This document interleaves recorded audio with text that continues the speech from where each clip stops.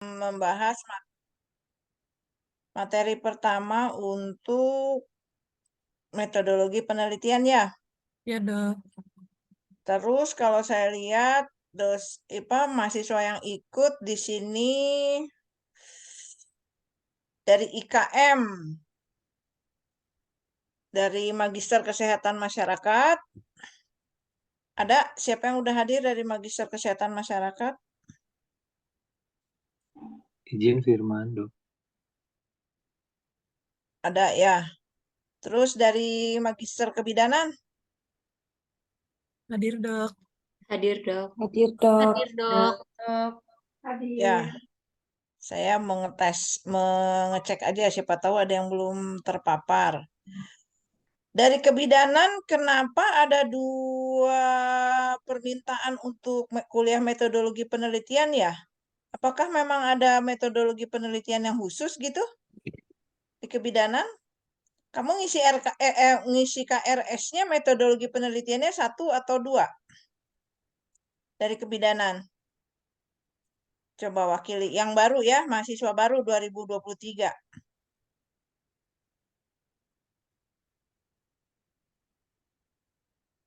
Coba silakan buka siatnya, terus cek KRS kamu, apakah memang ada 2 metodologi penelitian atau cuma 1?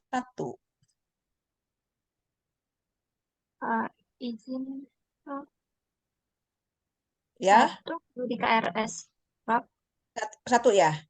Berarti Ya, kemarin error aja ya, ada yang minta lagi ke divisi EPID kan sudah ada di sini ya. Gitu. Jadi nggak usah 2-2 ya. Oke, terus berikutnya dari psikiatri. Ada? Siapa dari Ada, Dokter. psikiatri? Coba silakan raise hand pakai reaction. Biar kelihatan di sini mana. Bisa kan? Ngeklik reaction di Zoom. Tuh participant raise hand. Yang mana nih? Sebentar saya lihat. Riko. Riko dari S1-nya dari mana? Dokternya dari Unpad? Punten Dokter, Unpad Dokter. Dari Unpad. Tahun berapa Riko? Angkatan 2012 Dokter. Oke. Atuh ajar kamu sama saya ya? Enggak. S1-nya. Terus ada Chandra. Mana Chandra? Ya, Dok. Assalamualaikum, Dok. Waalaikumsalam. Kamu S1-nya dari mana? Saya S1-nya dari Maranatha, Dokter. Maranatha. Jadi baru ketemu ya sama saya ya. Baru ketemu, Dok. Oke. Ya, salam kenal. Selamat bergabung. Lalu ada Fahmi. Nuhun, Mana Dok. Fahmi? Selamat Sama. malam, Dokter. Assalamualaikum. Mana? Oh, salam. Fahmi dari mana, Fahmi? S1 dari Universitas Muhammadiyah Yogyakarta, Dok. Oh, UMJ. Kok UMY, jauh-jauh Dok. sekolah di Bandung? Kebetulan asli Cirebon, Dokter, Jawa Barat.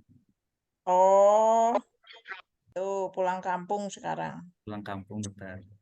Oke deh. Selamat Dok. bergabung ya. Kemudian ini dari ilmu bedah. Juga katanya ada 4 orang. Coba boleh raise hand dulu?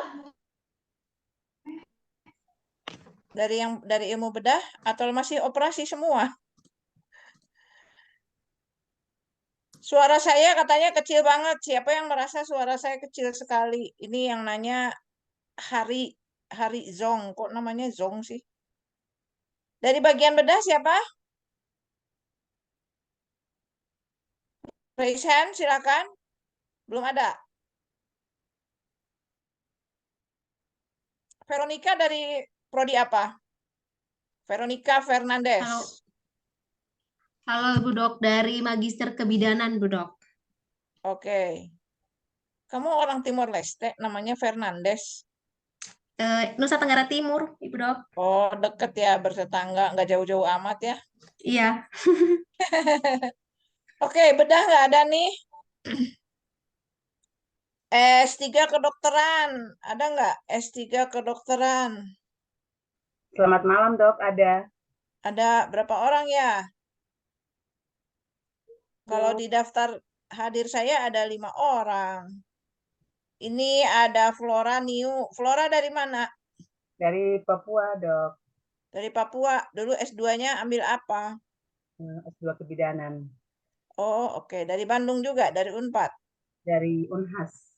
Unhas. Oke, selamat datang, selamat bergabung.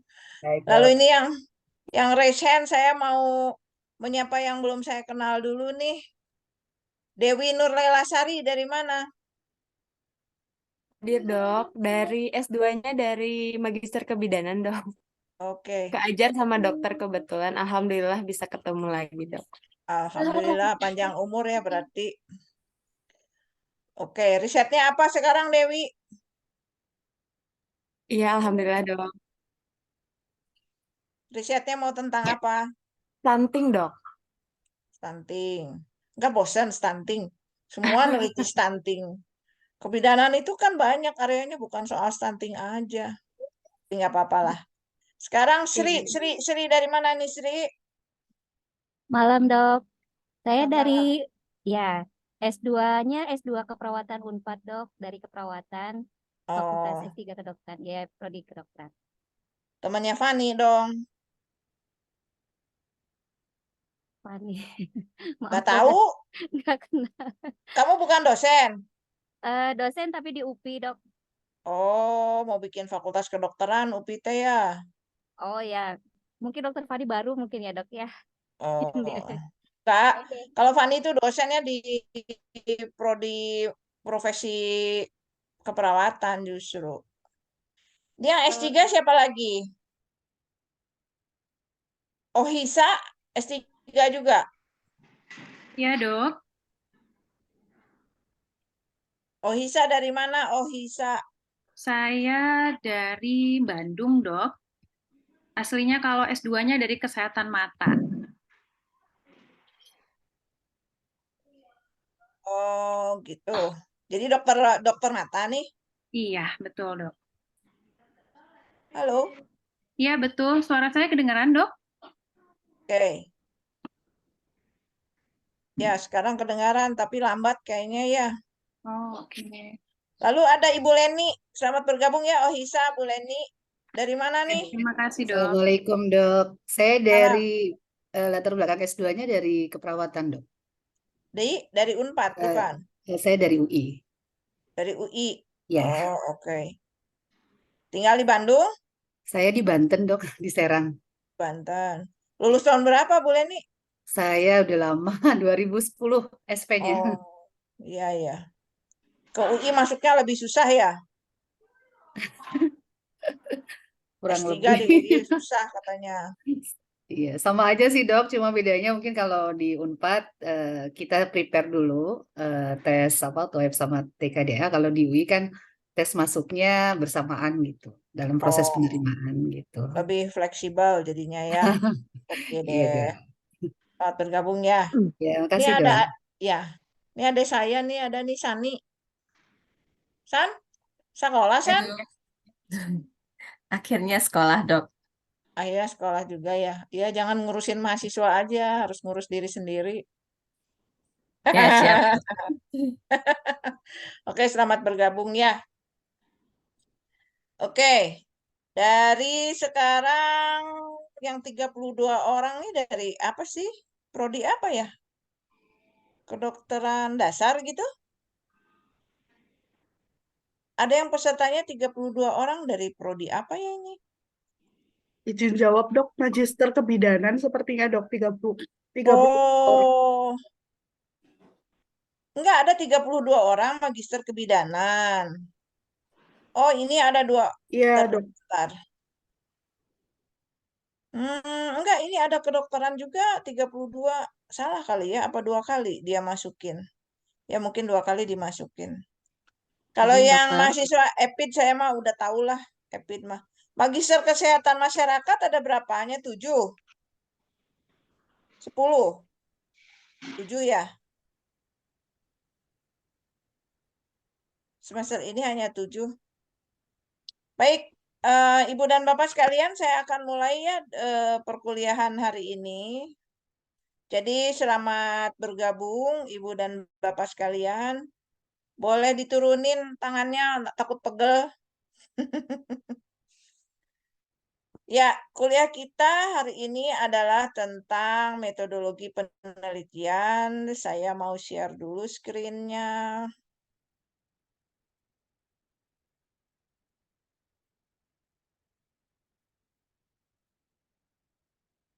Oke. Kenapa jadi ke situ lagi sebentar ya? Nah, ini dia.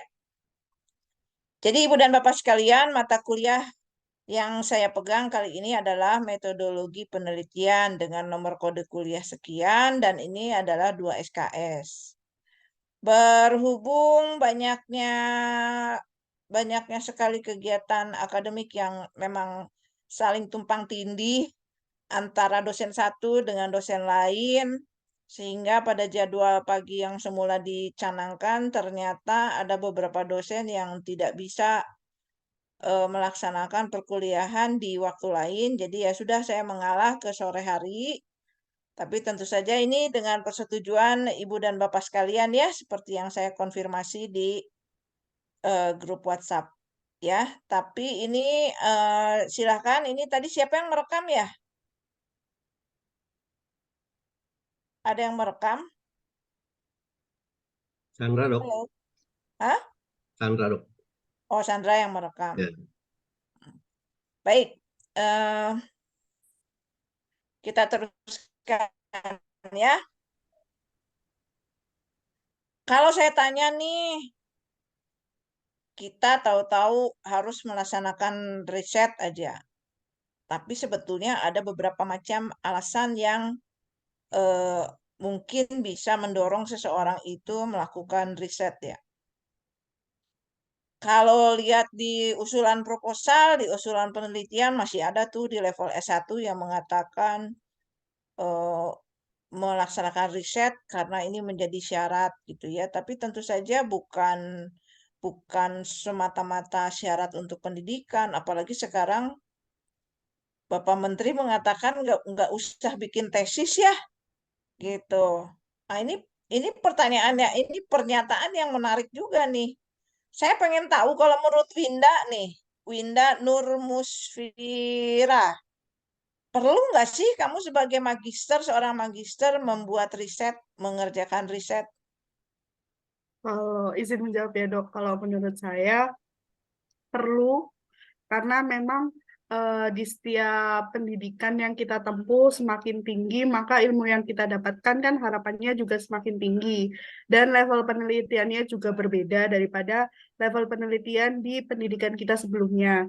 Jadi kalau misalnya semakin tinggi pendidikannya, penelitian yang dihasilkan juga harapannya akan semakin baik gitu dok. Jadi menurut saya tesis penting sih dok. Penting ya. Jadi nggak apa-apa ya kamu disuruh bikin tesis ya untuk S2 atau disertasi untuk S3. Kalau menurut Pak Insan gimana Pak Insan? Pak Izin dok, Insan, iya, ya silakan. izin dok menjawab. Kalau menurut pendapat saya masih perlu ya dok untuk dilakukan penelitian ini. Karena ingin menambah wawasan, pengetahuan, dan meningkatkan keterampilan kemampuan dalam penulisan maupun dalam penelitian yang akan kita lakukan. Jadi memang masih perlu ya. Ada Iya, yang dok. sependapat nggak dengan Pak Menteri? Udahlah sekolah S2 nggak usah bikin tesis gitu. Atau sekolah S3 nggak usah bikin disertasi. Silahkan. Oh Pak Firman tuh setuju dengan Pak Menteri? Pak Firman Izin Herlambang? dok, sangat tidak Silahkan. setuju dok, Oh nggak setuju. sangat tidak setuju. Sangat tidak setuju. Betul. Oh gitu. Kenapa Pak Firman? Ya menurut Firman dok, kajian ilmiah itu tidak akan bisa lepas dari proses tahapan pendidikan dok, karena apa yang menjadi permasalahan kesehatan di kita saat ini kalau tidak dikaji, dianalisis dan ditemukan solusi permasalahannya ya tidak akan menjadi sebuah kebijakan ataupun terobosan yang untuk mendongkrak perbaikan permasalahan kesehatan tersebut. Jadi menurut saya keputusan atau pemikiran dari Pak Menteri merupakan kemunduran dari dunia pendidikan mungkin Dok. Terima kasih. Ya, terima kasih. Jadi Pak Firman menganggap bahwa ada kebutuhan di lapangan yang mungkin hanya bisa dibantu dipenuhi dengan adanya kegiatan akademik berupa riset di institusi pendidikan gitu ya. Betul, Pak Dok. Firman dari kelas RPL ya. Dinasnya di Bet- mana? Betul Dok, di Puskesmas Limbangan Garut Dok, izin. Tapi kamu kok sit in? Kenapa? Punten Dok, bekas tadi. Oh, bukan sit in ya. Ya, kalau yang sit in lebih baik memang menuliskan di belakangnya sit in ya. Oke, nggak apa-apa. Oke, ada pendapat lain mungkin dari siapa nih yang mau bersuara? Silakan raise hand aja. Saya pengen dengar suaranya. Ini isu yang masih sangat hangat nih.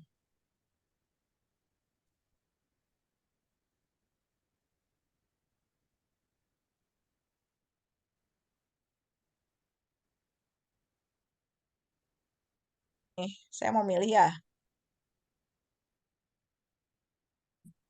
Ada nih.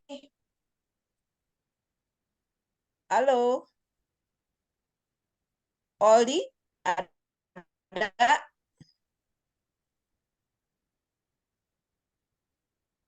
Nggak ada. Ada Dok, punten Dok. Pak Sulaiman? Ya, Aldi. Jawab Aldi. Punten Dok, kalau menurut saya juga seperti pendapat teman-teman yang lain, senior yang lain, menurut saya penelitian tesis itu memang masih sangat diperlukan karena dari penelitian-penelitian baru yang dilakukan pasti akan ada pengetahuan-pengetahuan baru yang bisa kita dapatkan juga Dok. Punten Dok. Ya, pakai punten, kenapa harus punten? Ya, jadi ini adalah sebuah seringkali keluar statement dari yang namanya pejabat negara, sesuatu hal yang boleh dikatakan mengejutkan, ya. Pengembangan ilmu itu adanya di mana? Pengembangan ilmu itu secara akademik pasti terjadinya di kampus, ya. Kalau di kampus tidak didorong untuk melakukan riset, maka apa jadinya perkembangan ilmu di negara kita, ya. Hati-hati ya, Ibu dan Bapak sekalian. Kita harus waspada ya tentang perubahan-perubahan ini. Apakah semata-mata tujuannya memang baik, misalnya untuk mempermudah mahasiswa, tapi kan kita kehilangan filosofi pendidikannya ya. Filosofi keberadaan perguruan tinggi pendidikan postgraduate itu adalah riset. Seluruh dunia mengadakan hal tersebut. Beda dengan S1. Kalau S1 memang ada yang vokasi jalurnya ya, ada yang akademik, tapi dari akademik juga sebagian mahasiswa mungkin boleh diberikan pilihan.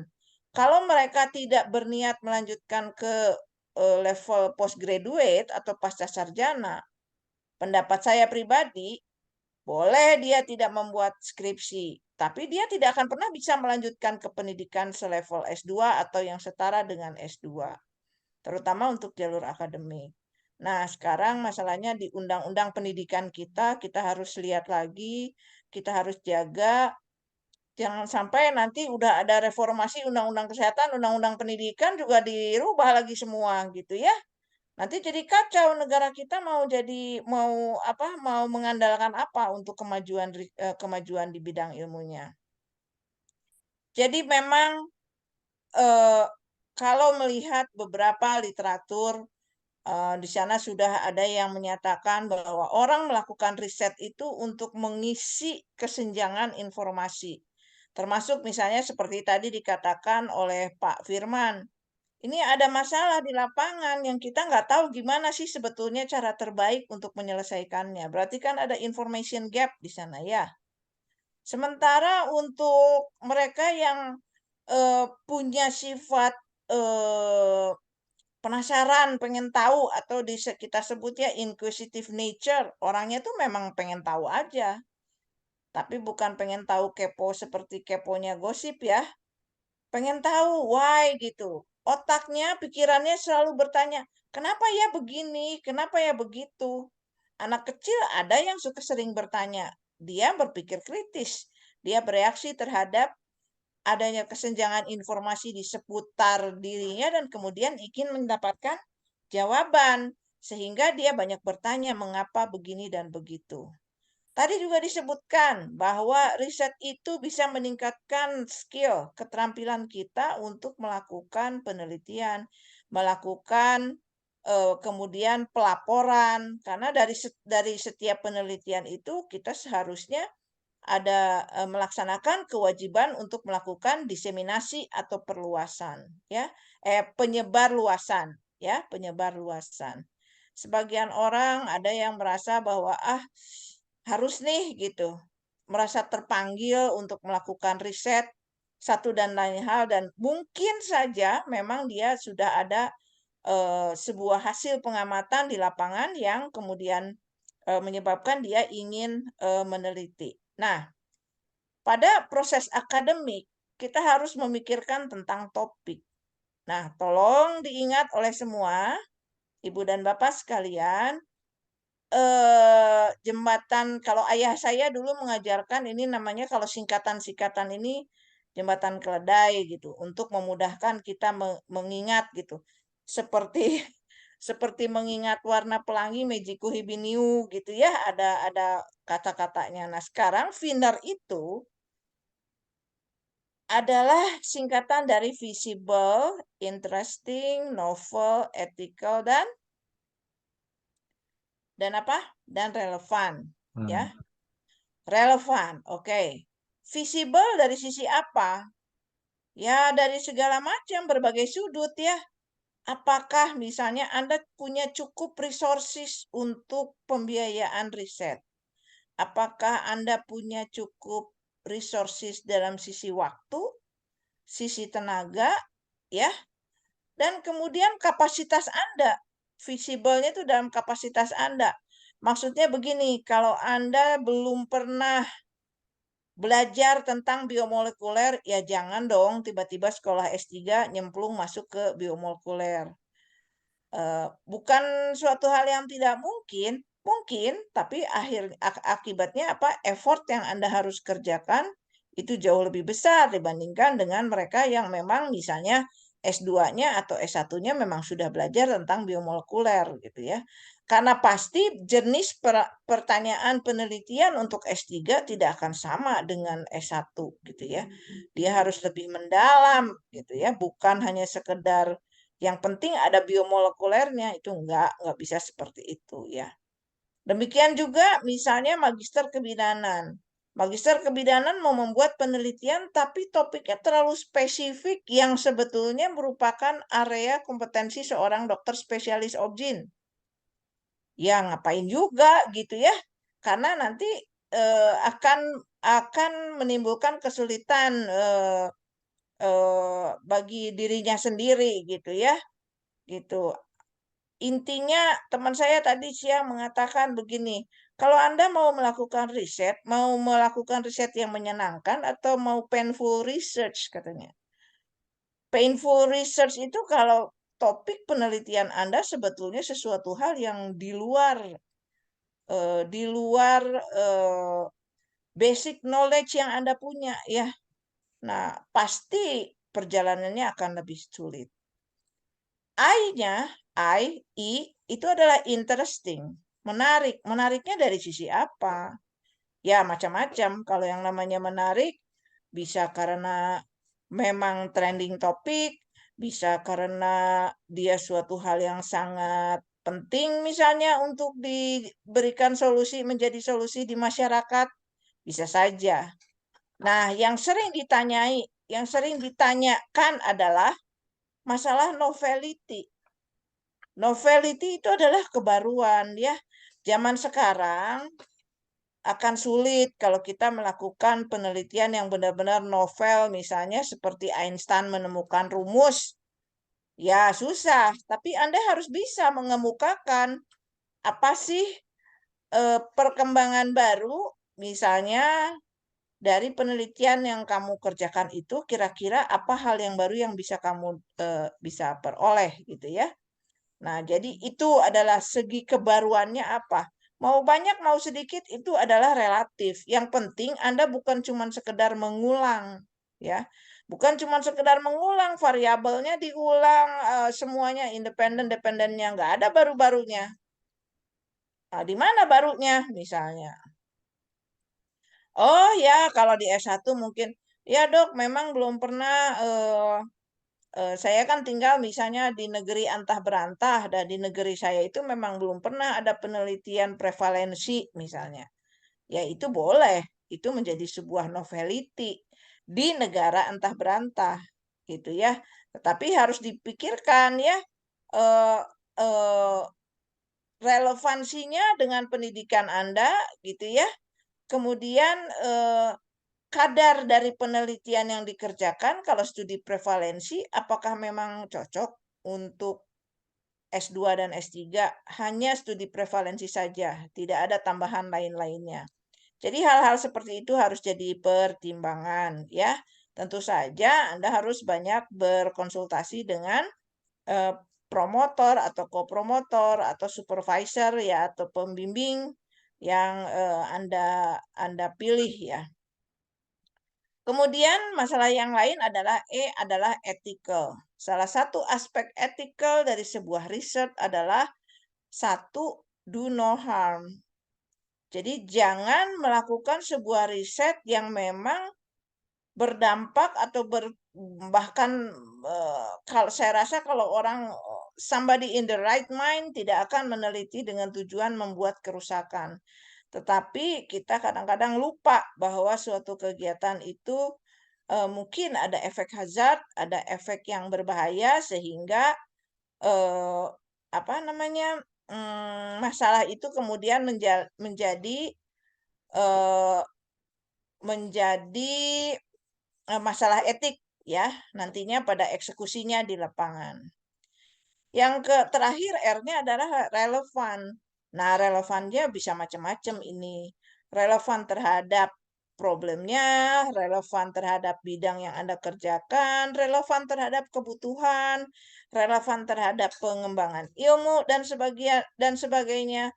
Jadi sepandai-pandainya lah Anda merangkai ini semua ya, Viner ini kalau Anda nanti membuat sebuah usulan penelitian ya.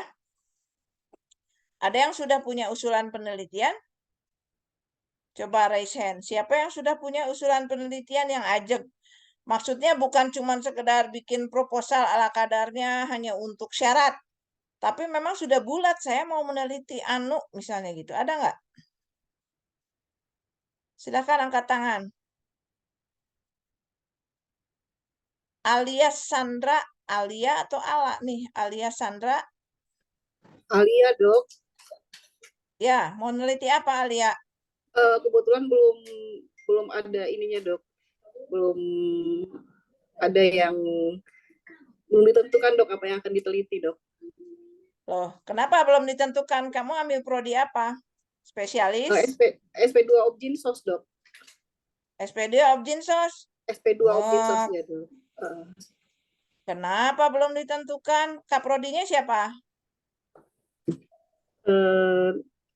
Dokter Hadi, Dok. Dokter Hadi. Udah pernah ngobrol sama Dokter Hadi belum? Belum, Dok. Masalahnya kita belum mulai kuliah di bagian, Dok. Ya, tapi sebetulnya ngobrol sih udah, Dok. Udah sering ketemu, tapi ngomongin tentang penelitian belum ada, Dok. Ya, hati-hati ya. Istilahnya waktu tuh cepat berlalu gitu. Kalau kamu nggak ajak dari sekarang, nggak punya ide sama sekali mau neliti, ya ide itu sebaiknya datangnya dari kamu. Pikirkan konsep Viner ini ya. Apalagi Assalamualaikum, Dok. Dengan Burhan, Dok. Waalaikumsalam. Burhan, mana? Iya, Dok. Dari SP2 anak, Dok. Ya, gimana Burhan? Iya, Dok. Saya sudah kepikiran untuk judul penelitian sebenarnya, Dok. Apa? Ya, ini, Dok, perbandingan tingkat asam palperawat darah pada anak epilepsi intractable, Dok. Jadi yang tidak teratasi dengan asam palperawat. Nah, jadi apakah pasien-pasien tersebut yang gagal dengan asam palperawat dengan dosis maksimal apakah sudah tercapai di dalam darahnya, sudah terpenuhi belum dosis terapeutiknya eh, dalam aliran darah pasien tersebut, dok. Seperti itu, dokter. Ya, Saya di neuropet untuk ya. judulnya tepatnya itu. Neuropet, betul, dokter. Neuropet. Ya. Sarafana. Nah, tinggal dibahas ya, apakah dalam apakah studi ini kan jadi seperti kayak ke arah farmakologi ya Betul, atau betul. ya. Nah, Betul, dokter. apakah aspeknya hanya sekedar kadarnya aja gitu, ataukah kamu mau menyinggung mekanisme kerjanya, atau misalnya absorpsinya, atau misalnya apa ya, carrier atau carrier obat atau reseptor obat gitu. Nah, itu bisa dikembangkan ya. Mohon Kalau dokter. kadar kayaknya terlalu cetek gitu ya untuk SP2 Iya. mah gitu Nanti ya. akan dibandingkan ini, dok, dengan apa namanya kejangnya, bentuk kejangnya apa, kejang vokal, kejang umum, kemudian Ya, dengan faktor resiko lainnya pada pasien, dok. oke. Jadi dengan kesulitan tidur pada pasien atau dengan konstipasi mungkin, dok, akan saya gabungkan, dok, Ya. dengan faktor resiko lainnya, dokter. Ya, jadi secara Mohon. umum saya akan menyampaikan bahwa kalau Terima Anda kasih, dok. topik penelitian Anda berkaitan dengan kondisi klinis, jadi ke arah clinical epidemiologi apapun itulah ya. Untuk sekarang ini level yang sudah lebih mendalam biasanya kita bicara bukan lagi ke masalah kadar, tapi bicara ke pathway, mekanisme kerja, bicara tentang reseptornya, tentang carrier-nya, tentang genetiknya. Kalau ke S3 mungkin ya, bahwa dalam pengobatan itu beberapa subjek atau sebagian subjek bisa memiliki karakteristik genetik tertentu yang menyebabkan obat itu tidak bisa bekerja. Nah, sekarang tuh ilmunya sudah berkembang sampai jauh ke sana, ya. Baik, kita kembali lagi dulu gini. Guru Terima saya kasih, ini, dok. ya, guru saya nih, Ibu Prof. Mike Satari sama Prof. Firman dulu mengatakan bahwa kita ini sebagai peneliti itu sebetulnya ingin mencari kebenaran yang relatif. Apa sih maksudnya kebenaran relatif? Coba, Setiawan, saya pengen tahu pendapatnya Setiawan. Kira-kira apa ya yang dimaksud dengan kebenaran relatif? Katanya sains itu mutlak kebenarannya, tapi ini relatif. Terima kasih, Setiawan dokter. ada? Ada, dokter. Ya, gimana coba? Elaborasi sedikit. Jadi mencari kebenaran relatif ini menurut saya, dok, mohon maaf, kemungkinan karena di dalam ilmu kedokteran itu tidak semuanya 100% benar, dokter, atau pasti. Jadi kita mencoba mencari hipotesis di sana apakah pemikiran kita ini sesuai dengan kenyataan yang kita dapatkan dari hasil penelitian tersebut, dokter. Kemungkinan demikian, dok. Terima kasih. Oke, ada pendapat lain? Coba, Restu Ratnaningsih. Ini Ya, saya siap, random Dok. aja. Ya, silakan. Mungkin kalau menurut saya, izin kalau kebenaran relatif dilihat dari sudut pandang yang berbeda-beda barangkali, Dok. Sudut pandang yang Misalnya, berbeda-beda. ya misalnya apa namanya suatu obat kan pasti akan ada apa namanya ada side effect dari suatu obat gitu kan. Nah, terus kita harus menentukan apakah itu betul-betul hal-hal apa saja yang betul-betul mempengaruhi side effect tersebut.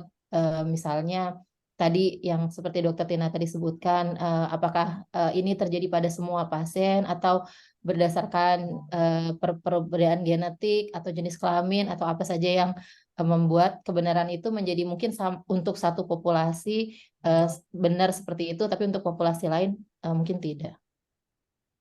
Coba, saya ingin tahu yang dari Magister Epidemiologi. Lili, ada Lili? Ada, dokter. Li, Izin. oke. Ini apa maksudnya? Relatif dalam hal kebenaran relatif itu apa, Li? Izin menjawab, Dok. Kalau sepemahaman saya, kebenaran relatif itu artinya kebenaran yang subjektif dilihat dari sudut pandang peneliti itu sendiri, Dokter. Mohon koreksinya. Kalau penelitiannya kuantitatif, apakah kita mengizinkan adanya subjektivitas? Lili bisa jawab?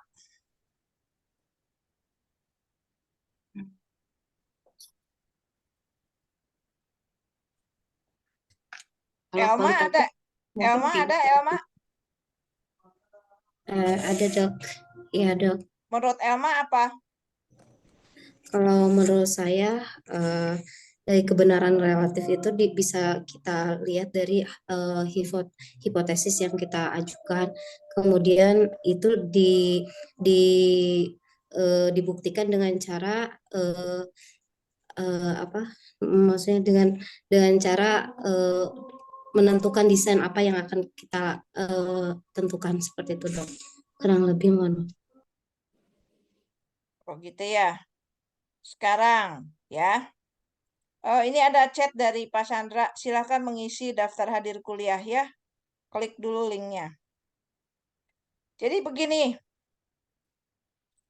Ada dua pandangan besar ya dari penelitian itu pada saat kita melakukan perencanaan penelitian kualitatif dan kuantitatif ya. Pada umumnya orang menganggap bahwa kuantitatif itu eksak, objektif gitu ya. Padahal objektivitasnya itu masih memberikan ruang untuk terjadinya error. Masih loh. Sebagai desain kita masih dalam mendesain kita masih memberikan ruang untuk error. Mengapa? Coba saja kamu lihat dalam menentukan rumus sampel apakah tidak ada ruang untuk error. Jadi artinya kebenarannya itu relatif benar walaupun kita masih memberikan kesempatan untuk error. Tidak ada suatu kebenaran yang bersifat mutlak ya dari sudut pandang kita nih sebagai manusia, karena yang kebenaran yang mutlak itu suatu saat bisa dianggap mutlak benar, tapi di saat lain ternyata terbukti tidak benar. Sifat dari ilmu pengetahuan itu tidak seluruhnya langsung dibukakan rahasianya oleh Tuhan atau oleh Allah.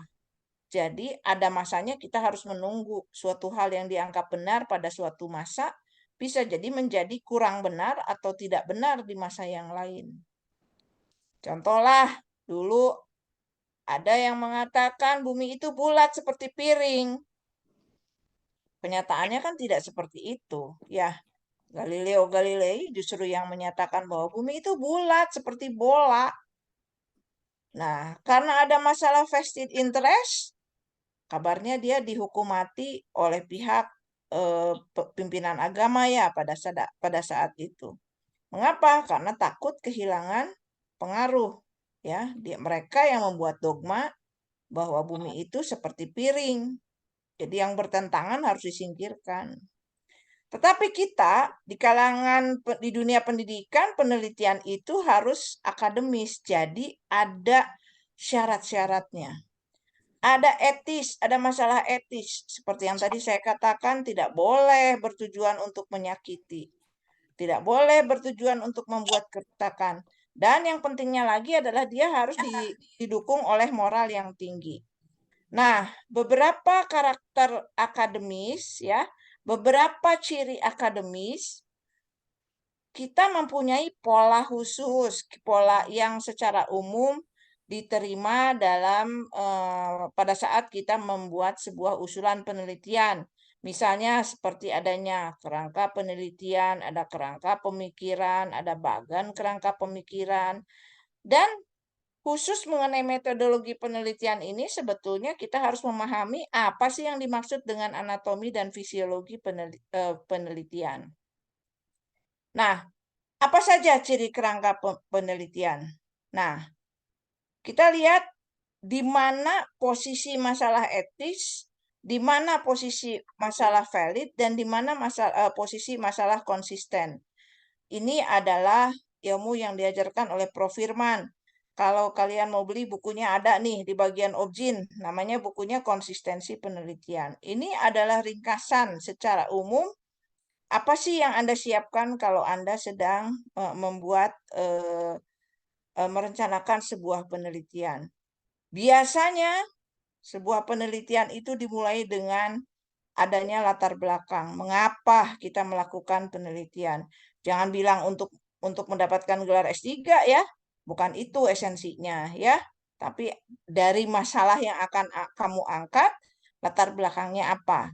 Lalu muncul Anda rumusan masalah. Nah, rumusan masalah itu belum sama dengan pertanyaan penelitian. Rumusan masalah Anda mengintisarikan lagi ya, yang Anda ingin teliti itu apa, dari kerangka yang dari latar belakang yang sudah panjang lebar Anda uraikan. Nah, sekarang masalahnya ingin diangkat apa.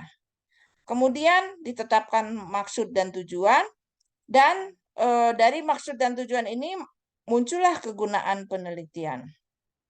Ya, apa peran kajian pustaka? Kajian pustaka membantu kita menerapkan atau mencari penjelasan ya dari kegunaan menjadi penjelasan untuk kegunaan penelitian. Kalau kita meneliti ini secara teoretik, dia manfaatnya seperti apa? Ya. Dari kajian pustaka juga Anda harus bisa menggambarkan kerangka pemikiran.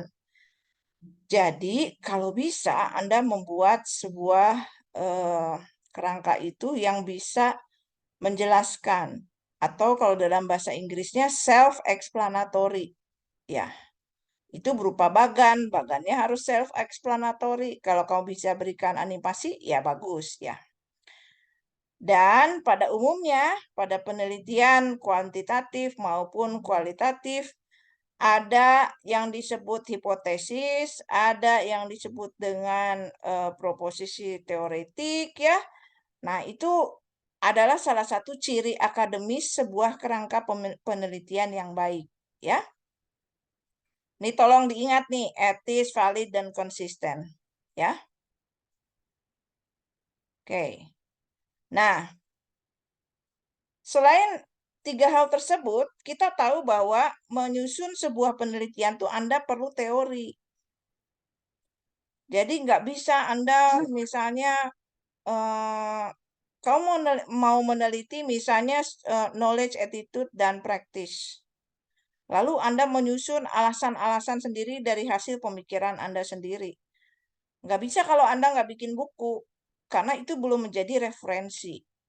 Jadi, dasar teori yang Anda pakai itu harus berdasarkan referensi. Ini adalah salah satu contoh penelitian implementasi yang pernah kami kerjakan ya.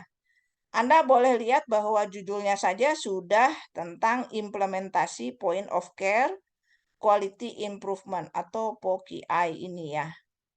Topiknya apa? Pelayanan tuberkulosis. Di mana penelitiannya? Di Puskesmas Purwakarta. Ya, ini salah satu kerangka penelitian mahasiswa S2 ya, namanya Anita Tarigan. Menurut Anda ada berapa teori yang dipakai di sini? Ya.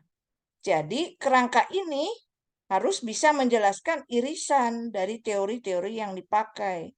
Kalau saya klik, nah, Anda bisa lihat. Dihitung berdasarkan warnanya, 1, 2, 3, 4, minimal ada 4 teori yang dipakai untuk membangun sebuah kerangka pemikiran ini. Nanti ada lagi teori tentang sistem kesehatan nasional, itu satu teori. Teori tentang manajemen mutu, itu ada satu teori. Jadi inilah kerangka yang menggambarkan pemikiran Anda, gitu ya. Nah, sekarang apa yang diteliti? Tentang POQI. Apa dari POQI itu yang akan Anda teliti? Nah, inilah kemudian keluar kerangka konsep penelitian. Ya, ternyata POQI yang ingin diteliti oleh Saudara Anita pada saat itu adalah justru tentang implementasinya. Nah, bagaimana implementasi POKI di Purwakarta seperti itu ya pertanyaannya. Dia mencari lagi teori apa sih yang bicara tentang masalah implementasi. Ternyata keluarlah variabel-variabel seperti ini. Dia ingin mencari kepuasan, dia ingin menilai juga kompetensi dari tenaga petugas tuberkulosis ya, untuk menilai kompetensinya pakai apa konstruknya. Ini ada cognitive skill, personal, etika, metakompetens dan sebagainya. Demikian juga kepuasan. Dia ambil kuesioner kepuasan yang memang sudah teruji validitas dan reliabilitasnya ya. Tentu saja kepuasan untuk pelayanan di puskesmas akan berbeda dengan kepuasan untuk pelayanan PLN. Ya, gitu. Jadi harus difikirkan kelanjutan keterkaitan antara setiap variabel yang kamu teliti. Sampai sini ada pertanyaan? Ada pertanyaan nggak? Saya belum share ya itunya ya. Sebentar ya, saya coba share dulu deh ininya.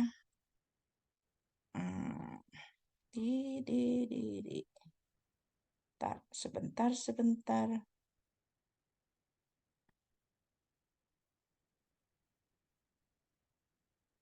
Ada di situ. Supaya Anda bisa sambil belajar ya. Gimana sih ini? Kok screenshot? Oh ini, sorry.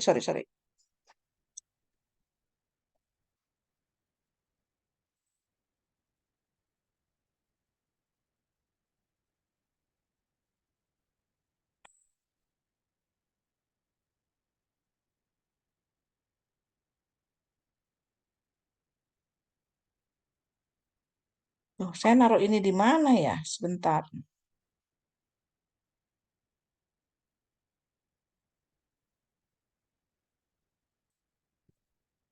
Ya, ini lagi ngirim.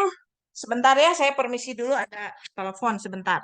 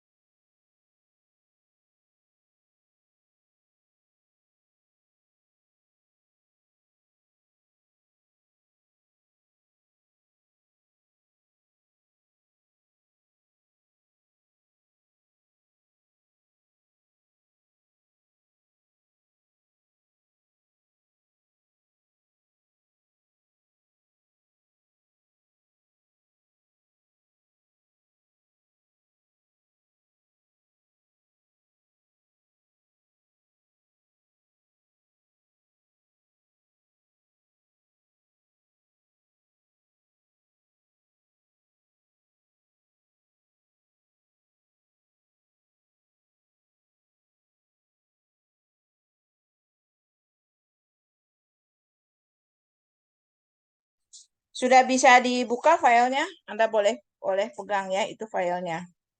Kita lanjutkan. Ada yang mau bertanya dulu nggak sampai di sini?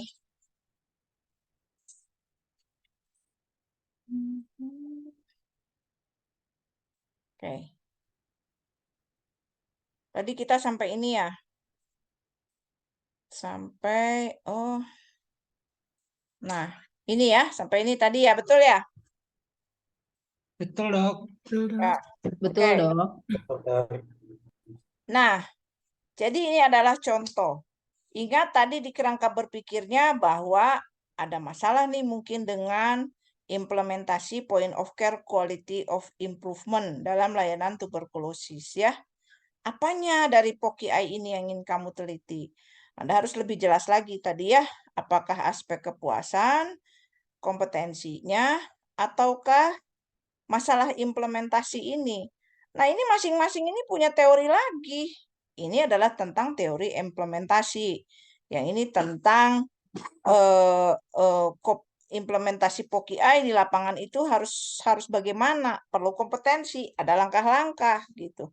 Lalu apa dampaknya? Kalau ininya bagus, acceptability bagus, kompetensinya bagus, langkahnya dikerjakan dengan baik, hipotesisnya harusnya ada kepuasan, gitu ya. Kurang lebih seperti itu. Nah, ini adalah beberapa referensi yang Anda lihat, dia bicara tentang implementasi. Tentang implementasi saja dia menggunakan 3 teori, ya, atau 3 referensi. Ya, yang menurut Proctor, yang menurut Peters, yang menurut Siswanto. Silahkan, ya. Anda juga nanti gunakan, coba jangan hanya satu gitu ya untuk membangun kerangka pemikiran maupun kerangka penelitian Anda. Nah, kita kembali ke masalah bahwa sifat akademis itu juga ditandai atau ada ciri adanya karakteristik anatomi dan fisiologi.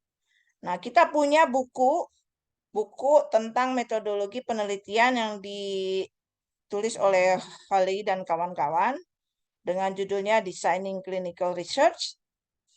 Nah, apa sih yang dimaksud dengan anatomi dan fisiologi dari penelitian? Nah, ini semua faktor harus tergambar pada saat Anda membuat sebuah rencana penelitian atau study plan. Misalnya, karakteristiknya nomor 1, ada research question. Kemudian background dan significance, ya. Background itu latar belakang dan apa sih pentingnya. Kemudian ada desain yang harus Anda tetapkan. Jangan lupa ya, jangan lupa bahwa desain itu selalu ada kaitan antara garis waktu dengan sudut pandang epidemiologi, ya. Jadi kalau Anda nih, contoh ya, kalau belum kebayang misalnya, kalau cross-seksional, Anda potong lintang nih. Anda bisa mengukur hemoglobin misalnya ya.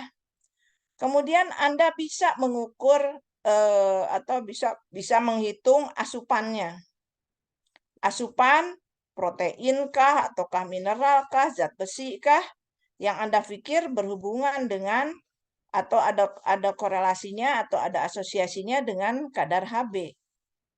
Tapi kalau kita pikirkan lagi tentang time frame-nya, mana sih yang lebih dahulu Anda makan dulu baru terbentuk hemoglobin atau terbentuk hemoglobin dulu maka asupan Anda berubah. Jadi tolong pertimbangkan ya. Kalau Anda ingin mencari hubungan antara asupan makanan dengan kadar Hb, maka logikanya Anda harus melihat asupan itu adanya terjadinya lebih dahulu dibandingkan dengan terbentuknya hemoglobin. Nah, ini yang dimaksud dengan time frame. Seringkali orang lupa mengatakan bahwa penelitian saya ini adalah peneliti yang dia teliti itu salah satunya variabel independennya justru diukur pada waktu yang bersamaan dengan pada saat kasus itu terjadi. Cukup yang dibutuhkan jendela waktu yang dibutuhkan dari adanya berkembang berkembangnya dari sebuah risiko menjadi penyakit. Maka itu menjadi suatu bias lagi ya dalam desain ya. Bias sistematik. Kita akan belajar pada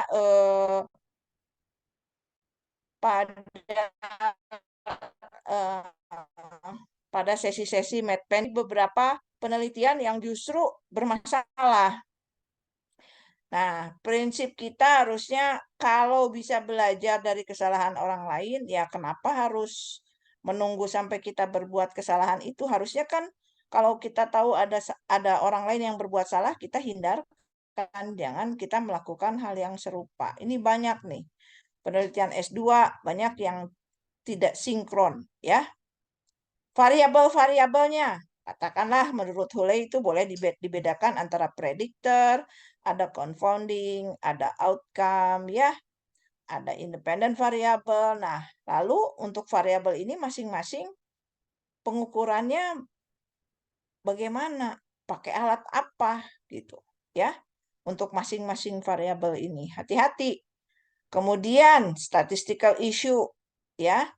Kenapa perlu dipikirkan statistical issue? Kalau Anda membuat pertanyaan, ya, penelitian dan Anda punya jawaban hipotesisnya, maka Anda harus membuat misalnya menghitung sampel size pada penelitian kualitatif, pada penelitian kuantitatif.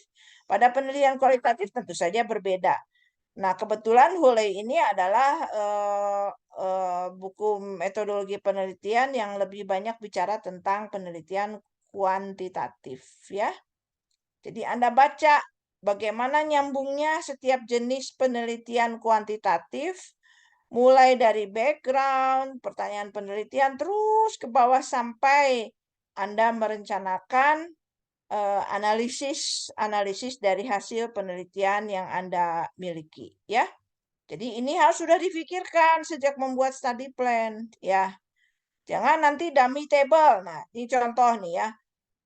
Tabel latih atau dummy table. Yang Anda tunjukkan itu bukan sebuah tabel untuk mencatat data. Jadi jangan Anda membuat tabelnya tuh merinci misalnya kolom 1 nomor urut, kolom 2 nama subjek, alamat, usia. Itu bukan dummy table, ya. Itu cuman bisa dikatakan sebagai tabel data. Kalau Anda turun ke lapangan, Anda bawa tabel yang kosong, Anda bawa formulir yang kosong berisi tabel seperti itu sama saja dengan data collection form. Bukan dummy table, ya. Jadi kalau dummy table itu harus sudah ada perkiraan variabel apa yang akan Anda lakukan tabulasi silang misalnya. Lalu analisis apa yang akan Anda lakukan di situ Anda tulis sebagai catatan kaki. Kemudian angka apa yang akan Anda munculkan di sana, misalnya apakah hasil uji beda, apakah hasil uji korelasi, perencanaan. Nah, ini tentang anatomi dan fisiologi. Itu tadi materi pertama, ya. Oke. Sekarang saya ingin bicara tentang logika berpikir. Ya. Logika berpikir kita secara induktif, ya. Logika berpikir itu kita sebut juga sebagai inferensi. Kalau Anda mengambil kesimpulan, ya, bukan kesimpulan. Inferensi itu mengambil intisari, ya. Mengambil intisari dari hasil pengamatan Anda atau dari hasil pembacaan Anda. Itu adalah logika berpikir. Yang kamu ambil, yang kamu sarikan itu bisa dengan dua cara. Yang pertama adalah cara deduktif dan cara kedua adalah cara induktif, ya. Apa bedanya? Coba saya pengen tanya sama dulu. Ini saya nggak usah stop share nggak ya? Ternyata nggak bisa. Sebentar, saya pengen tanya yang dari S3 deh. Yang S3 mana tadi ya? Mahasiswa S3 siapa aja nih? Ada? Nggak ada ya S3? Halo? Ada dok, Ah, ada saya Dika dok. siapa tadi ya? Dika Sok, dok, Dika. ya. Ya, apa eh, sih inferensi induktif? Bisa jelaskan? Inferensi induktif, apa itu? ya. eh, Sepengetahuan saya dok, untuk deduktif ini nanti Induktif. penelitian, oh induktif ya. Induktif ini nanti ide-ide pokok dari penelitiannya ini ada di akhir gitu, di apa di akhir paragraf kalau di terbelakang itu dok. Sedangkan yang deduktif sebaliknya, jadi ide pokoknya itu dimunculkan di awal sehingga menyampaikan gagasannya itu dari umum ke hal yang lebih khusus. Mungkin itu dok. Coba, ada pendapat lain nggak? Pak Firman, tahu nggak Pak Firman? Apa ya, logika berpikir induktif apa? Izin, Firman, dok. Silakan. Ya, kurang lebih sama dok dengan yang disampaikan oleh Pak Dika. Memang kalau apa pokok ide pikiran utamanya untuk induktif itu ada di akhir atau di kesimpulan. Oh gitu ya. Jadi masalah posisi dong kalau gitu. Bukan masalah logika berpikir, artinya masalah penulisan. Oh Coba iya, saya pengen dapat pendapat ya, saya pengen dengar pendapat yang lain. Muhammad Eko, ada? Dan siap, Prof. Muhammad Eko, ada nggak? Ada. Ya, apa logika berpikir induktif? Izin, Prof. Sepengetahuan saya, logika berpikir induktif itu yang berasal dari pemikiran kita sendiri, Prof. Dari pemikiran sendiri, kalau pemikiran tetangga jadi deduktif gitu. Dibercanda ya Eko ya. Pemikiran sendiri ya. Siap, dokter. Justru ya. Kamu pikir sendiri gitu. Nah, kita lihat aja contohnya ya nanti ya. Coba ya kita lihat.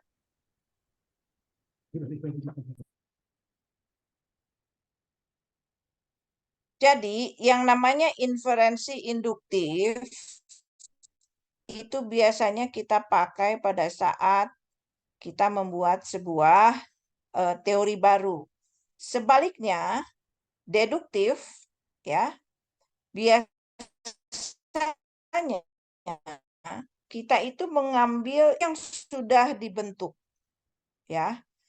Seperti tadi Anita itu ada proses deduksi dalam hal dia menyusun kerangka penelitiannya.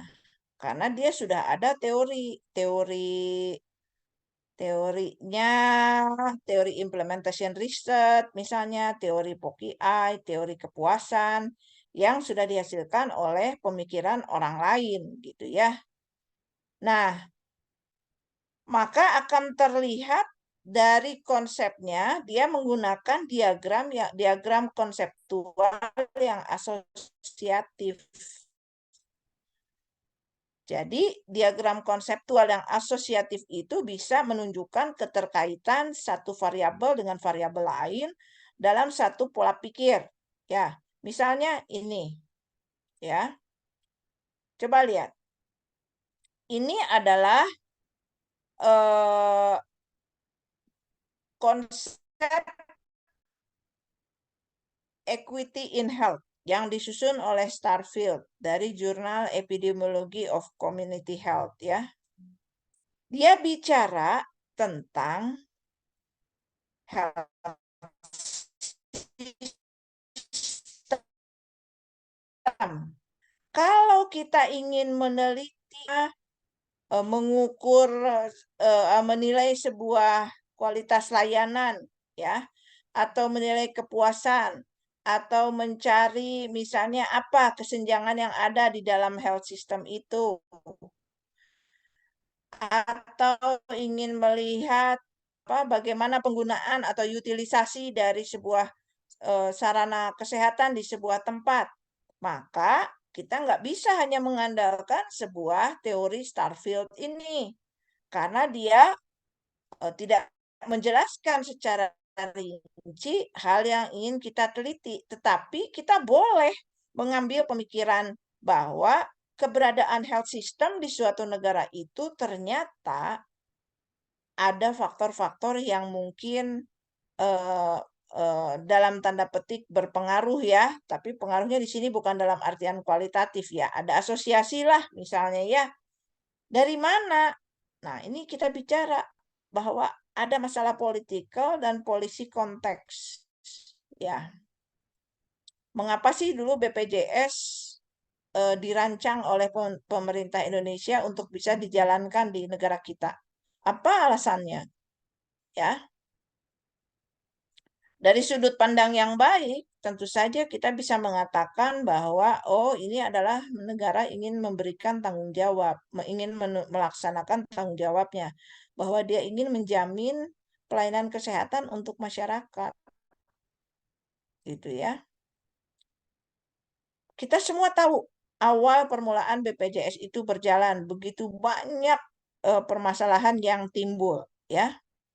Sampai banyak rumah sakit kecil gulung tikar, klinik gulung tikar, dan sebagainya. Tapi kemudian kita juga tahu bahwa rumah sakit yang gulung tikar, klinik yang gulung tikar itu kemudian ada yang membeli ya. Kan aneh juga gitu. Nah, kita harus pandai berpikir saja. Silahkan kalian mengolah.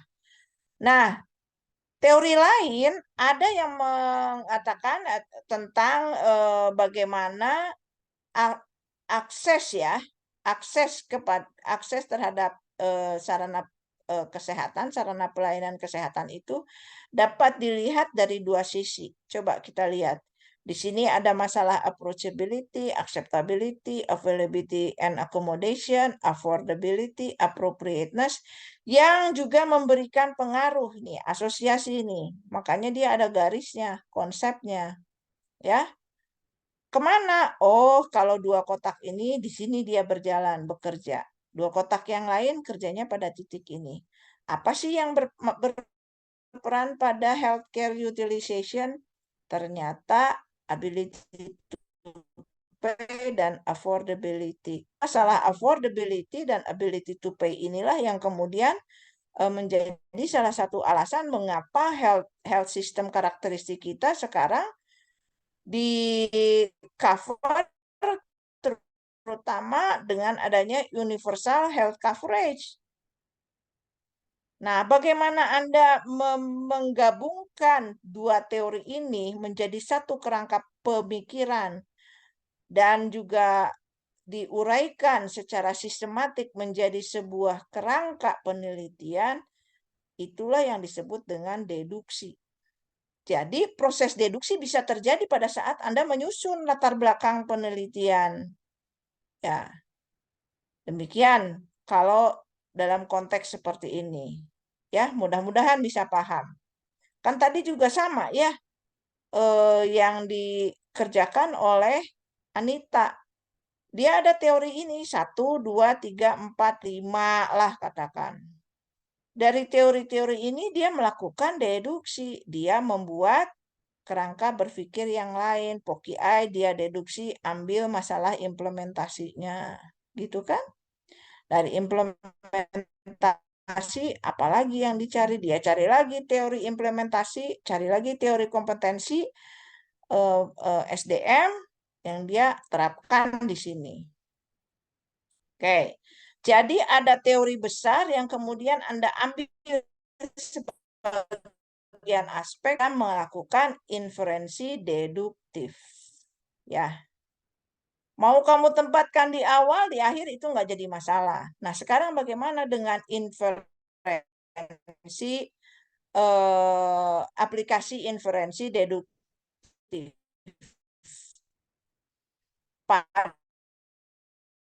Penelitian kuantitatif yang melakukan pengukuran, ya, measurements, yang menilai atau menganalisis asosiasi dan studi kausalitas, ya. Nah, seperti ini. Ya, asosiasinya apa yang ingin kita cari? Ya, dari kotak-kotak ini. Tadi kan healthcare utilization yang menurut teori Lavesh ini ternyata healthcare utilization itu berasosiasinya dengan direct cost atau indirect cost atau ada opportunity cost di situ. Seharusnya direct cost ini kalau kita pakai universal coverage yang baik, harusnya sih nggak bayar dong, seperti yang dijelaskan oleh Pak Jokowi kan. Semua penyakit ditanggung gratis, gitu kan? Seolah-olah tidak ada cost yang dibayar oleh masyarakat, padahal ada masalah indirect cost. Ya, apakah BPJS mengcover biaya perjalanan? Kenyataannya kan tidak. Apakah BPJS menanggung biaya makan dari keluarga pasien yang sedang menunggu, misalnya? Kan enggak juga, ya. Ability to pay. Lihat, konsepnya ada apa aja? Ada income, ada aset, social capital, dan juga health insurance. Asuransi BPJS dengan InHealth aja coverage-nya udah beda, ya, apalagi dengan asuransi swasta. Jadi, ini adalah sebagai contoh, ya. Nah, kita lihat bahwa tidak semua diagram itu bisa menunjukkan hubungan kausalitas atau asosiatif. Yang sebelah kiri ini jelas menunjukkan hubungan asosiatif, ya. Kita melihat ada flow, ya. Jadi nanti Anda menggambar juga nggak bisa hanya dengan garis tanpa tanda panah, ya. Karena itu akan tidak bisa memberikan penjelasan relationship-nya dari mana ke mana gitu arahnya, ya. Kalau seperti ini kita bisa mengambil kesimpulan bahwa karakteristik komunitas itu secara agregat merupakan agregat dari ini individual karakteristik, ya, yang ciri-cirinya adalah seperti ini, ya. Apa akibatnya terhadap status kesehatan di populasi? Ya, ini dia gambarkan secara konsep seperti ini. Tentu saja kalau Anda ingin paham mengenai konsep ini, Anda harus baca naskah aslinya. Ini sudah saya sertakan di sini. Tinggal Anda copy paste, cari di Google, ketemu nih. Ya. Apa bedanya dengan diagram kedua? Ya, ini adalah diagram yang justru dia menemukan fakta-faktanya. Fakta-faktanya di lapangan seperti ini, tapi dia tidak bisa memberikan gambaran asosiatif dari satu fakta, dari satu konsep ke konsep yang lain. Ya, misalnya di sini ada masalah contraceptive use, ya. Pada masalah kehamilan yang tidak diinginkan. Kenapa katanya? Karena memang dia nggak pakai. Yang lainnya pakai tapi parsial, kadang pakai, kadang enggak, ya. Tapi unplanned pregnancy juga bisa terjadi pada mereka yang menggunakan KB yang memang secara konsisten dan benar. Sehingga mungkin ini adalah sebuah kegagalan metode KB, ya. Lalu pada konsep yang lain misalnya masalah pasangan. Satu sisi si laki-lakinya mungkin sangat menginginkan punya keturunan, sementara istrinya tidak mau, sehingga jadilah ini sebuah unplanned pregnancy. Perempuannya tidak siap, ya. Nah, ini setiap konsep ini dapatnya dari mana, ya? Dapatnya dari mana? Bisa jadi ini merupakan hasil sebuah penelitian kualitatif di mana si peneliti itu melakukan wawancara dan berusaha mencari ada apa fenomena di lapangan. Setiap fenomena yang kecil-kecil ini dia kumpulkan, dia cari kesamaannya.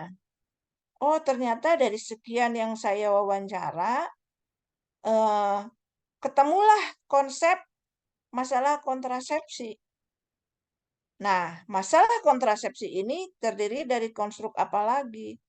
Ternyata ada masalah ini, non-use, partial use, consistent use, method failure. Nah, pembentukan sebuah teori seperti ini adalah inferensi induktif. Ya, jadi dia bisa merupakan sebuah teori yang benar-benar baru, tapi bisa juga dia merupakan pengembangan dari sebuah teori lama. Tapi ada hal baru yang dirasakan oleh si peneliti itu dia kurang pas. Tidak cocok untuk masuk ke dalam kotak yang manapun, ya, konstruk yang manapun gitu ya. Jadi dia membuat konsep dan konstruk tersendiri. Nah, apalagi kalau kemudian ya Anda melakukan sebuah penelitian dengan desain mixed method, ya. Pada komponen penelitian kualitatif, umumnya kita akan tetap mengatakan bahwa penelitian kualitatif itu memang berbeda dengan kuantitatif, ya. Ada sebagian yang menyatakan bahwa kalau penelitian kualitatif dilanjutkan dengan kuantitatif atau sebaliknya, kuantitatif dilanjutkan dengan kualitatif, sebetulnya itu tuh dua penelitian, hanya Anda laksanakan dalam waktu yang berbeda. Itu dari pandangan yang istilahnya tidak setuju bahwa mixed method design itu adalah suatu desain yang benar-benar sebuah satu kesatuan utuh, ya. Jadi selain kuanti ada mixed method. Nah, itu agak sulit membuat para peneliti ya, mereka yang berpikirnya sangat kuantitatif akan kemudian sering meragukan di mana kualitas objektivitas dari penelitian kualitatif. Nah, ada sebetulnya metode-metode untuk menjaga atau untuk membuktikan bahwa validitas dari hasil wawancara yang dilakukan. Nanti pada saat Anda belajar metode kualitatif oleh Dr. Denny dan Prof. Dewi, nanti Anda akan bisa belajar lebih jauh lagi. Bahkan sekarang kalau di LMS-nya sudah ada, bisa Anda akses, Anda bisa mulai belajar nih, ya. Jadi ini adalah suatu penelitian yang sekarang di Fakultas Kedokteran Unpad, penelitian mixed method atau kualitatif itu sudah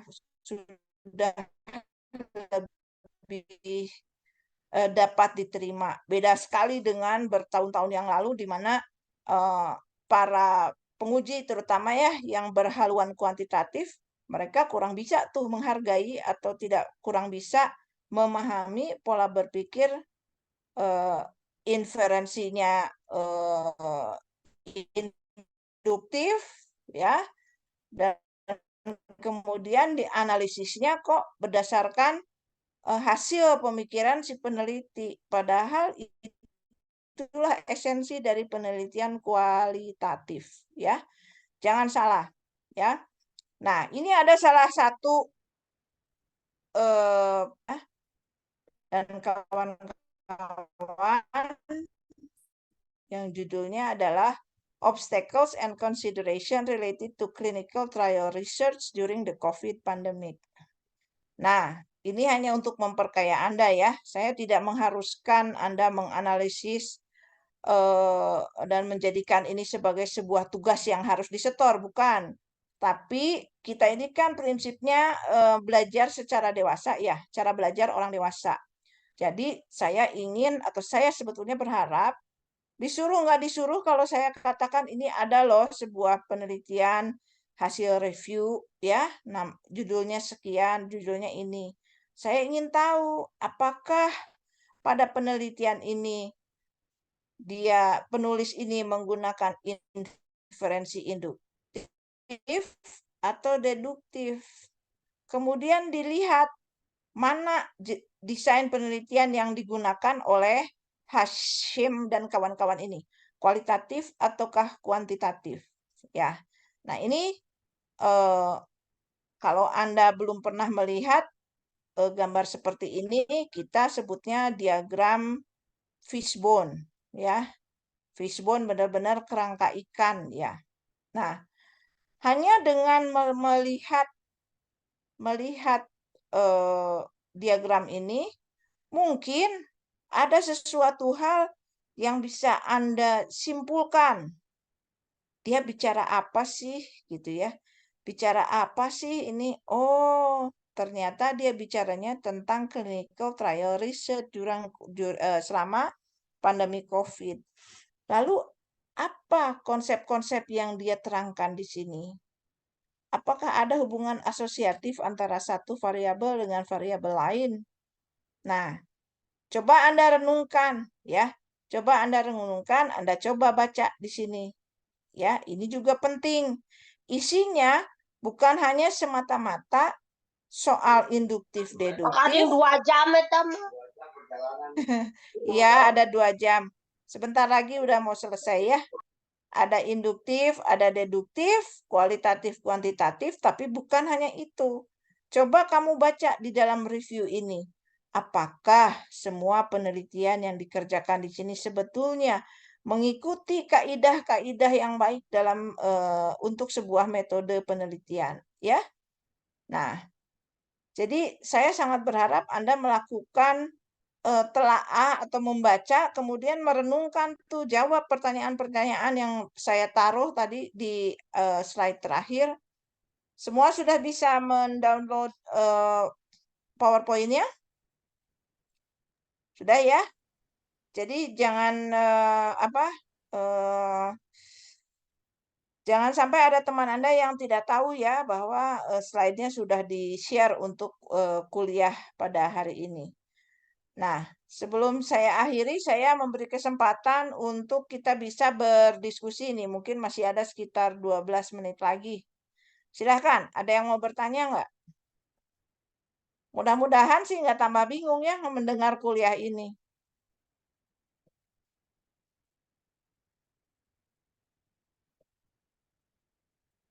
Ada pertanyaan?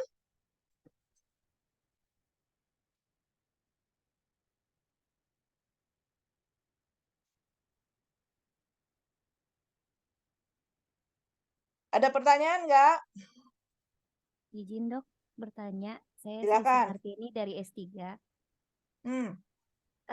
Untuk apa namanya tadi ya, untuk kerangka pemikiran ataupun yang berupa fishbone, apakah itu bisa dikatakan juga sebagai roadmap atau gimana ya dok ya? Ya, kalau roadmap sama, Anda harus bisa menunjukkan sebaiknya konsepnya yang asosiatif. Ya, begini. Peta asosiasi itu bisa dengan atau tanpa diagram seperti tadi. Kalau Anda mau menggunakan fishbone, kira-kira apa sih yang kira-kira bagaimana kamu bisa memanfaatkan fishbone ini sebagai roadmap? Kalau Anda menggunakan si tulang ini, ya, sebagai timeline bagi Anda memecahkan sebuah masalah yang Anda taruh di ekor, ya. Kemudian Anda lakukan langkah 1, 2, 3, 4 yang secara sekuensial atau bersamaan, konkuren, bisa mendukung pemecahan masalah ini sehingga pada akhirnya masalah di sininya terpecahkan.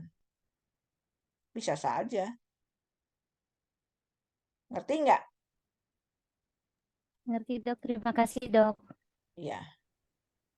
Oke, ada lagi? Silakan. Jadi boleh mau pakai konsep seperti tadi, boleh pakai fishbone seperti ini, boleh. Ya. Tapi dia tidak akan bisa menggabungkan berbagai teori. Ya, kalau pakai fishbone itu, dia streamline aja. Kan kalau yang tadi ada konsep ini bergabung dengan konsep itu kan gitu ya. Nah, hati-hati ya. Oke, jadi dia kurang bisa menjelaskan asosiasi dari satu konsep ke konsep lain. Silakan, ada lagi pertanyaannya? Sri mau neliti apa, Sri? Saya tentang resiliensi nursing emergency. Jadi perawat emergensi yang akan diteliti ini dok. Jadi kebetulan saya basicnya adalah keperawatan kritis dan gadar dok. Mm-mm. Iya. Kenapa banyak yang merasa exhausted gitu? Enggak sih dok. Jadi memang terinspirasi dari kejadian bencana kemarin di Cianjur dok. Itu yang menjadi latar belakang saya untuk mengambil masalah untuk riset saya gitu dok. Research pendekatannya mau apa kamu? Ke kualitatif desain sih dok. Oh, ya. Ya. Bisa. Oke, ada lagi. Makanya ya, memikirkan riset itu harus dari sekarang. Biar nggak sakit kepala. Ya, sesuai jalannya. Pak Sira Elko, penelitian Anda apa?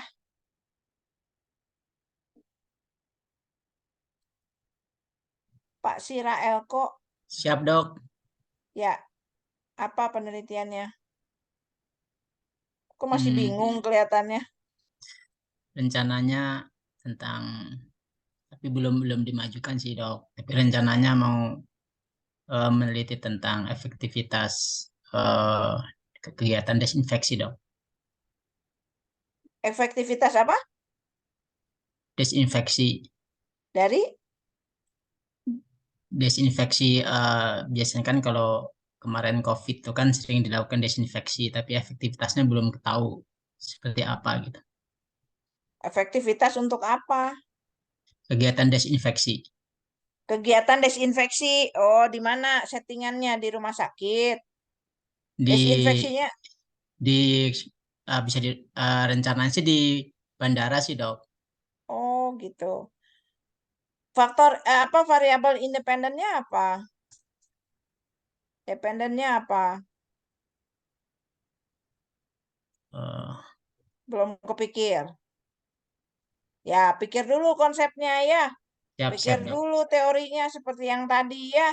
Gitu. Siap, Dok. Anda harus sudah mulai banyak berpikir mengenai usulan penelitian. Hanya dengan satu kuliah saya ini harusnya Anda mulai dapat gambaran, oh ternyata begitu ya kalau membuat kerangka pemikiran, kerangka penelitian itu sudah langsung mengarah kepada variabel ya. Jadi kalau seperti tadi yang dari Ibu Anita, maka dia akan berusaha melakukan assessment terhadap variabel yang diteliti gitu ya. Gitu. Oke, ada lagi yang lain yang ingin berkonsultasi, misalnya sudah punya topik tapi nggak kebayang mesti pakai apa. Ini ada Ainus. Ainus dari mana nih? Ainus. Dari prodi apa ya? Halo. Izin dok, boleh bertanya? Oh, silakan Arif dulu nanya. Ainus nanti sebentar ya. Silakan. Arif Nugroho.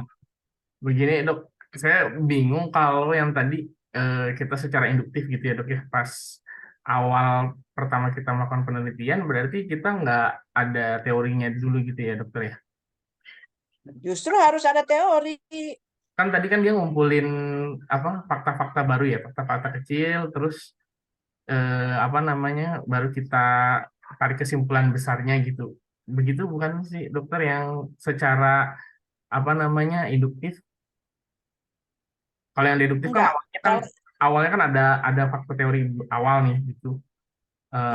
Ya. Terus kita samain baru kita tarik kesimpulan kita gitu kan. Nah, kalau yang induktif itu kan tadi dia udah kita punya data-data kecil, kita ambil terus kita tarik kesimpulan jadi teori baru. Begitu bukan ya dokter ya maksudnya. Nah, kalau misalnya kita yang secara induktif ini pas proses awalnya itu jadinya seperti apa ya dokter? Kamu lihat dong di sini ya. Lihat di sini. Bahwa ini adalah sebuah temuan bukan berarti dia tanpa teori. dia mungkin membahas unplanned pregnancy itu dipengaruhi oleh faktor behavior dan faktor konteks misalnya. Dia sudah ada teori behaviornya apa nih yang mendukung atau menghambat terjadinya unplanned, menghambat atau mendukung terjadinya sebuah kehamilan yang tidak diinginkan. Kemudian secara induktif dia mencari faktanya seperti apa. Ya, orang kan bilang ya mungkin gagal KB. Masa sih orang belum nikah kok pakai KB? Kan bisa saja itu masalah behavior. Nah, dia mencari yang ketemu sama dia ini gitu. Jadi tambahan dalam proses behavior itu apa misalnya? Kalau yang satunya itu misalnya yang beberapa aspek itu memang melekat pada behavior, misalnya tidak menggunakan atau menggunakan secara parsial, tapi ada juga yang menggunakan consistent use, maka method failure itu sebetulnya bukan behavior. Gitu. Tapi kenapa dia memasukkan method failure itu ke dalam behavior, itu terserah dia gitu. Terserah si penelitinya mau masukin kemana. Tapi pasti dia berangkat bertanya kepada subjek itu pasti ada acuannya. Bagaimana dia menanyakan mengenai masalah behavior yang menyebabkan seseorang bisa bermuara pada unplanned pregnancy, itulah Anda harus punya kekuatan berbahasa. Ya, jadi penelitian kualitatif itu sangat sangat dipengaruhi atau kalau tidak bisa saya bilang sangat tergantung walaupun bukan satu-satunya faktor, tapi pada kemampuan Anda berbahasa. Itulah kualitatif itu seperti itu. Dan bisa jadi ya kata yang diucapkan oleh informan itu bukan kata-kata seperti ini. Ini adalah interpretasi yang sudah dikerjakan oleh si peneliti. Bisa saja jawabannya seorang responden itu bisa saja dia sebetulnya ngomongnya ya kadang-kadang kalau sudah habis saya nggak pakai lagi gitu ya. Kadang-kadang kalau lagi kalau lagi buru-buru saya nggak pakai kondom gitu. Kadang-kadang kalau saya lagi mual agak pusing kepala pilnya nggak saya minum. Nah, dia kelompokkan itu. Jawaban yang seperti itu. Ya, dalam satu kelompok. Kemudian dia gunakan istilah partial use atau penggunaan parsial. Jadi bukan dengan menggunakan kata-kata yang dari informan tadi gitu ya. Jadi ada teorinya. Ini stance teori ini apa? Kamu baca nanti ke sini. Konteks itu ada pasti nanti cari lagi ke sini. Boleh Anda lihat aja ya. Gitu. Paham nggak? Mulai ada Ya. gambaran dokter. Dokter, punten ini Ya. kami belum dapat PPT-nya. Saya cek di chat nggak ada, di grup nggak ada. Masa? Ada yang sudah bisa download belum? Belum, Kalau Dok. belum, ada yang sudah bisa download? Belum. Belum, Dok. Belum. Sebentar. Sabar sebentar Ya, ya. Dok, siap, sabar. Ntar aku kasih link Google itunya ya.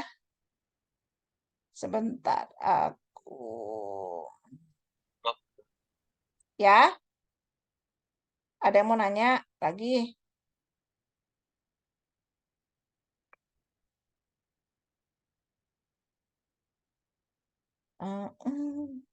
Share, copy link, manage access.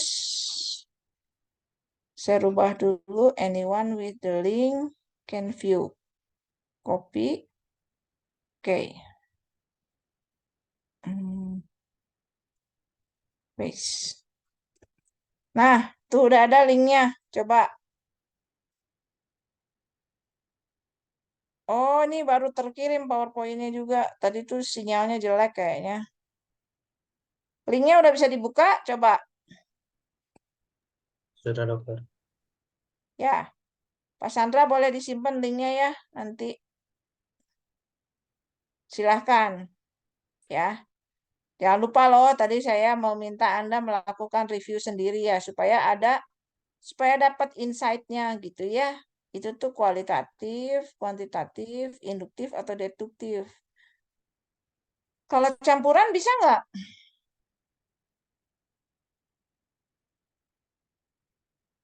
Campuran bisa nggak Anda menggunakan dua pendekatan itu? Nah, nanti jawab ya. Nanti jawab, coba logikanya seperti apa gitu ya jawabannya. Gitu. Ada pertanyaan lagi? Saya pengen cari yang namanya agak-agak menarik untuk yang beda sendiri gitu. Oh, ini ada Bu Novi Josia. Nggak kelihatan semua ya. Ini ada 164 loh pesertanya pada hari ini. Luar biasa banget.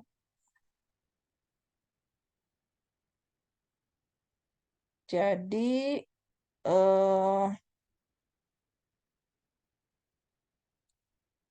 ya, kalau nggak ada yang bertanya, saya mau ini mau ambil foto. Kamera on semua, please. Ini ada 7 halaman, Masya Allah, banyak banget.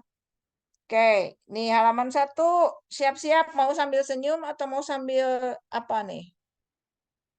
Halaman 1, siap-siap ya. Boleh cheese. Nah, saya ambil, nanti saya taruh di ini, saya taruh di slide PowerPoint saya. Sudah mengerjakan apa namanya perkuliahan sebentar ya. Nah, mohon maaf, bersabar sedikit. New slide. Ya. Duh, koneksi internet saya ini lagi nggak stabil. Oke. 1 halaman, sekarang halaman 2. Yang kameranya on aja. Halaman 2 udah banyak yang nggak on nih. Halo?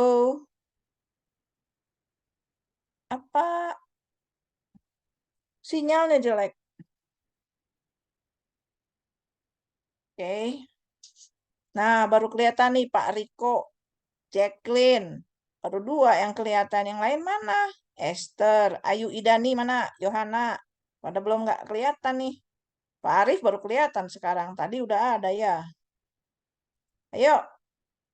On kameranya. Ella, Dede. Dah? Siap? 1, 2, 3. Oke. Barbuk. Pak Sandra, barbuknya dari daftar hadir, saya barbuknya nanti dari ini. Dari slide PowerPoint-nya. Oke. Halaman 3, silakan. Halaman 4, silakan. Saya siap nih halaman 3, saya ambil. Pak Sandra, memang jumlah mahasiswanya sampai 160, Pak Sandra. Kalau dijumlahkan. Halo, Pak Sandra masih ada? Nah, sekarang yang keempat. Udah senyum duluan tuh Rizka. Rizka Aulia bintang Pepsoden kayaknya ya. Malah ditutup mulutnya. Udah bagus kelihatan giginya bersih. Bismillah. Yuk. Dah, sekarang siap yang kelima. Bentar ya. Paste. Yang kelima siapa nih? Yang kelima nggak pada senyum ah. Mana nih yang kelima nih? Ayo, Elvira, Nadia, Pak Firman jangan jauh-jauh Pak, kepalanya jadi kecil, kurang deket. Oke, jadi nggak kelihatan nanti. Oke, siap. Saya ambil lagi. Oke. Sabar.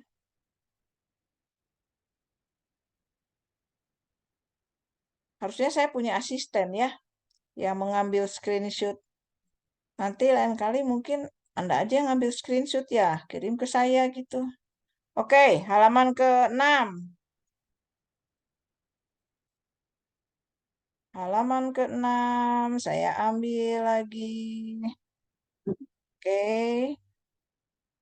Terakhir satu lagi halaman ke-7.